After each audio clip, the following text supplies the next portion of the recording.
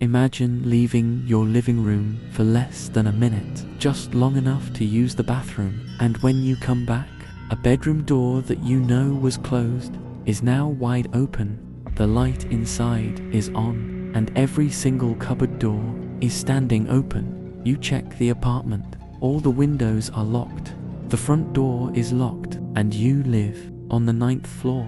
This happened in a relatively new apartment building built in 2017. My wife and I had recently moved in after a family member retired and passed the place on to us. Nothing bad had ever happened there.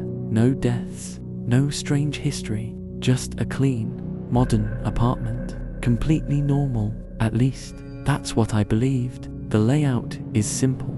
The lounge sits right in the center of the apartment. 2 bedrooms sit on opposite sides. There's a small kitchen on one side and a balcony on the other. When you sit on the sofa, you're facing the TV, and behind that TV wall is our main bedroom. Directly behind the sofa is the 2nd bedroom.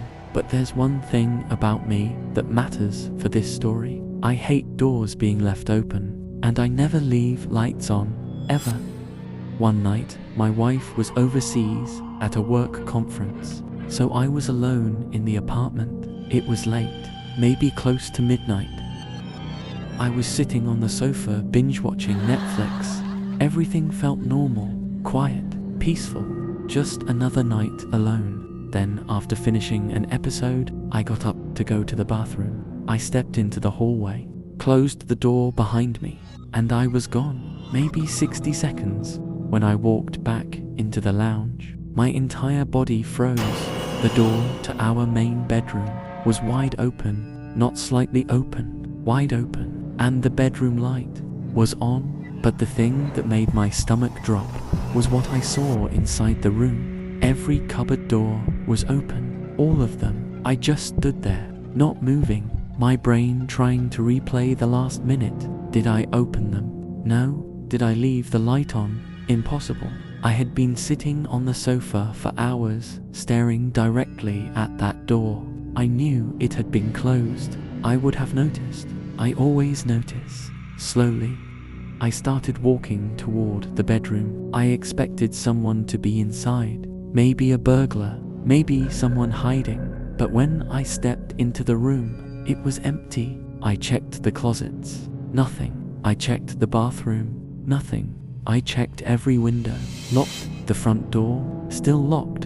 And we live on the 9th floor. There was no possible way someone had entered the apartment. To this day, I cannot explain what happened. I know I didn't open those doors. I know I didn't turn on that light. And I know I was gone for less than a minute, which means that in those 60 seconds, something inside that bedroom opened every door. And sometimes, late at night, when I walk past that room, I still wonder what was standing in there while I was gone. Imagine moving into your first apartment in a new country. You're exhausted, jet-lagged. You fall asleep almost immediately. But then, at midnight, something falls in your kitchen. The strange part? Your apartment is completely empty. No furniture, no dishes, nothing that could fall. And that was only the beginning. Because at 3 a.m., something inside that apartment touched me. And when I asked about the apartment the next day, someone told me something that made my blood run cold. Back in 2018, I moved to Japan. It was my first apartment there, a tiny 1K studio. I arrived early in the morning and spent the entire day running errands. City hall, bank, paperwork, all the boring stuff you have to do when you move to a new country. By the time I got back to my apartment, it was around 9 p.m. I was exhausted. I laid down on my futon and passed out almost instantly. Around midnight, I woke up suddenly. I heard something fall in the kitchen, a loud clatter like something hitting the floor. I got up to check, but there was a problem. I'd literally just moved in. The kitchen was completely empty. Nothing on the counters, nothing in the sink, nothing anywhere. Still, I shrugged it off and went back to sleep. Around 3 a.m. I woke up again. This time, it wasn't something falling. It was knocking. First from the wall on my right, then from the ceiling, then from the wall on my left, like something was moving around the room. I remember thinking, what are my neighbors doing at 3 in the morning? But I was so tired, I just rolled over and went back to sleep. The next day I went out again to finish all my errands. By the time I came back, it was almost the same time as the night before. I fell asleep quickly, and then, right at midnight, something fell in the kitchen. Again, I went to check. Still nothing. At this point, I thought maybe it was the neighbor upstairs, but it sounded like it came from inside the apartment. Then 3 a.m. came again, and this time, something happened that I still can't explain. I woke up violently. It felt like someone pinched my arm. Hard. My first thought was maybe a spider or bug crawled into the futon. I shook everything out. Nothing. No insects. Nothing at all. But on my arm, there was a red mark exactly where I felt the pinch. The next morning, my brother called me. He had been living in Japan longer than I had. When I told him what happened, he went quiet. Then he said something strange. He told me to leave the apartment immediately because maybe someone had died there before. So I contacted the company that rented me the apartment. I asked them directly if anything had happened in that room. The lady on the phone reassured me. She said nothing like that had ever happened there. I decided to believe her, and I kept living in that apartment. After that, nothing too strange happened again. Sometimes there were noises. Sometimes the knocking came back, but nothing like those first 2 nights. I lived there for quite a while after that. But sometimes, when the apartment was completely silent, I would still hear a knock from the wall, from the ceiling, or from somewhere inside the room. And every time it happened, I remembered that night when something in that apartment touched me. Imagine you're driving alone late at night on a quiet mountain road. You see a car coming toward you, white headlights, white body. You slow down, waiting for it to pass, but it never does, because the road ahead has nowhere for that car to go. No side streets, no driveways, just a mountain wall on one side and a river on the other. And when you drive around the bend, the car is gone, but that's not the terrifying part. The terrifying part is what happened months later, when an entire classroom started screaming the moment I mentioned that road. A few years ago, I was living in rural Japan. Small town, quiet roads, the kind of place where nothing really strange ever happens. One night I was driving home on a mountain road just outside town.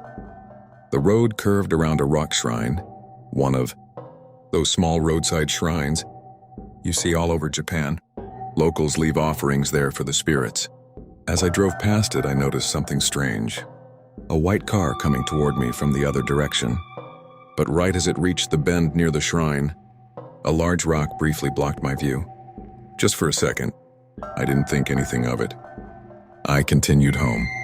Later that night, I got hungry. The only convenience store open was back in town, which meant driving the same road again. As I approached the shrine, I saw something that made my stomach drop. The same white car coming toward me again. This time I pulled over near some buildings and waited for it to pass.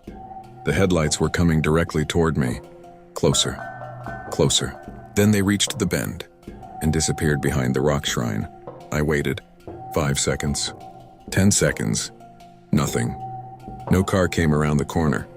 At first I thought maybe I missed it, but that didn't make sense, because the road ahead had nowhere to turn.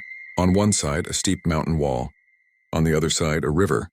There were no roads, no driveways, no parking areas, so I slowly drove around the bend. And when I did, there was nothing there. No headlights, no car, just an empty road. I eventually forgot about it.